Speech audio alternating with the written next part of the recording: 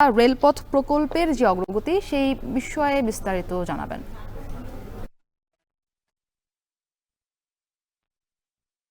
মুক্তি আখাউড়া আগরতলা রেলপথটি কিন্তু আসলে মূলত গত বছরের ১লা নভেম্বর দুই দেশের প্রধানমন্ত্রী অর্থাৎ বাংলাদেশের তৎকালীন প্রধানমন্ত্রী শেখ হাসিনা এবং ভারতের প্রধানমন্ত্রী নরেন্দ্র মোদী এটি উদ্বোধন করেছিলেন। তবে আসলে এখানে প্ল্যাটফর্ম এবং যে ইমিগ্রেশন ভবন সেটি কিন্তু কিছুটা কাজ বাকি ছিল। তবে এখন যেটি হচ্ছে যে আসলে গত ৫ আগস্টের ছাত্র জনতার গণ অভ্যুত্থানের পর থেকে এখানে কিন্তু আসলে যে ঠিকাদার প্রতিষ্ঠান টেক্সমেকো রেল অ্যান্ড ইঞ্জিনিয়ারিং লিমিটেডের প্রকল্প ব্যবস্থাপক সহ অন্তত ৫ জন প্রকৌশলী আসলে ভারতে চলে গিয়েছিল।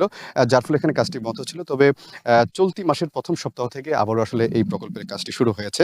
আমরা কথা বলেছিলাম এই প্রকল্পের একজন প্রকৌশলী রিপন শেখের সঙ্গে। তিনি জানিয়েছেন যে তারা ইতিমধ্যে তাদের যে আসলে কিছু কাজ যেটি বাকি ছিল অর্থাৎ যে প্ল্যাটফর্মের যে শেড এবং এখানে এই যে স্টেশন ভবন থেকে একদম প্রধান সড়ক পর্যন্ত যে সংযোগ সড়কটি, সেই সড়কের কাজটি কিন্তু তারা ইতিমধ্যে শুরু করে দিয়েছেন এবং তারা আশা করছেন আগামী ১ মাসের মধ্যেই কিন্তু এই কাজটি তারা শেষ করতে পারবেন।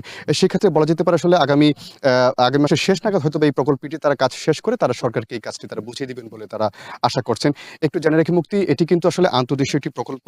২৪১ কোটি টাকা ব্যয়ে এটি ২০১৮ সালের জুলাই কিন্তু এই কাজটি শুরু হয়েছিল। তবে আসলে এখানে বেশ কিছু জটিলতার কারণে প্রকল্পটি বিলম্বিত হয়েছে এবং যার ফলে আসলে নির্ধারিত সময়ে কিন্তু কাজটি শেষ করা যায়নি। তবে মুক্তি এখন কিন্তু বলা যেতে পারে আসলে এই প্রকল্পের রেলপথ যেহেতু প্রস্তুত হয়ে গেছে, কিন্তু এখন কিন্তু আসলে এখানে ট্রেন চলাচলে কিন্তু খুব একটা বাধা নেই। তবে আসলে যেহেতু অবকাঠামোগত কিছু কাজ বাকি আছে, যার ফলে আসলে এখনই কিন্তু এখানে রেল চলাচল শুরু হচ্ছে না।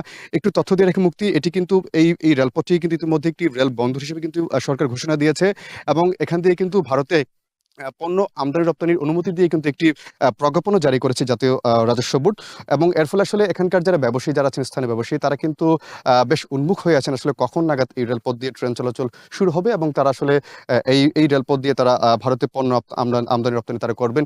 একটু জেনে রেখে মুক্তি, আসলে ব্যবসায়ীরা বলছেন যে সড়ক পথের তুলনায় কিন্তু রেলপথে পণ্য আমদানি রপ্তানি খরচ অনেকাংশেই কম এবং এর ফলে আসলে এই রেলপথ বা এই বন্দরটি যদি সচল হয়ে যায়, সেক্ষেত্রে আসলে ভারতের সঙ্গে যে আন্তর্দেশীয় যে বাণিজ্য সেটি কিন্তু অনেকটাই প্রসারিত হবে বলে তারা মনে করছেন। আরেকটি তথ্য দিয়ে রাখি মুক্তি, এই প্রকল্পের যিনি ব্যবস্থাপক আছেন ভাস্কর বক্সী, তার সঙ্গে আমার কথা হয়েছে। তিনি বলছেন যে আসলে ইতিমধ্যে যে অনিশ্চয়তা বা যে সমস্যা যেটি ছিল এই প্রকল্প নিয়ে সেটি কিন্তু কেটে গিয়েছে এবং তিনি আশা করছেন আগামী মাসের শেষ নাগাদ এই প্রকল্পের কাজটি তারা শেষ করে সরকারকে তারা বুঝিয়ে দিতে পারবেন। তো মুক্তি, আমার কাছে এই ছিল আখাউড়া আগরতলা রেলপথের গঙ্গাসাগর স্টেশন থেকে এই প্রকল্পের সার্বিক অগ্রগতি নিয়ে সবশেষ তথ্য। আখাউড়া আগরতলা রেলপথ প্রকল্পের সবশেষ অগ্রগতির খবরাখবর জানাচ্ছিলেন সহকর্মী আজিজুল সঞ্চয়।